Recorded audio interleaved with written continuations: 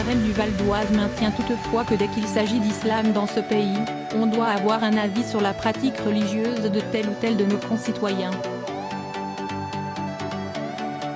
La question de la laïcité sera à l'ordre du jour du bureau exécutif du parti, qui doit se réunir ce lundi soir. Le sujet Aurélien Taché sera-t-il à nouveau mis sous le tapis de la République en marche?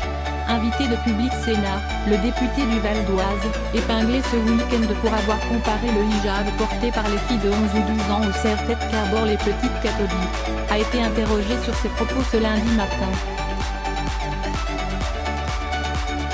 Qualifiant sa comparaison de malheureuse, Aurélien Taché a reconnu que le serre-tête n'avait rien d'un accessoire religieux, contrairement au voile islamique.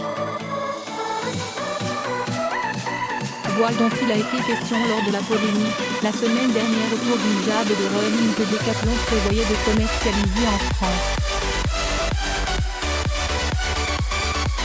C'est très révélateur. On est toujours un peu étonné de quelque chose qui, sur le moment, n'avait pas choqué le présentateur de '2 sur France 5 Foot, a indiqué l'élu La Reine. Et de réitérer combien il estimait que l'État n'avait pas à s'ingérer dans l'éducation donnée par les parents à leurs enfants, quelle que soit la confession, tant que la famille protège ses enfants. Par contre, cette comparaison entre serre-tête et voile était vraiment un mauvais exemple et je la regrette, a-t-il ensuite répété.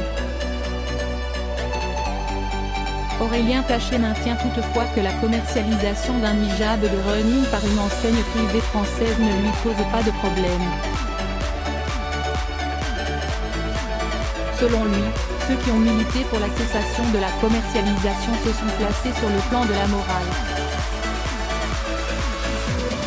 Dès qu'il s'agit d'islam dans ce pays, on doit avoir un avis sur telle entreprise qui va commercialiser tel article, ou sur la pratique religieuse de tel ou tel de nos concitoyens. C'est très révélateur, estime le député. Aurélien Taché se rendra ce lundi soir au bureau exécutif de la Reine, dont l'ordre du jour inclura la question de la laïcité et le débat qu'elle suscite au sein du parti. L'élu francilien, habitué de déclarations clivantes, se dit favorable à une normalisation des rapports entre les cultes et l'État dans le cadre d'une réforme de la loi de 1905.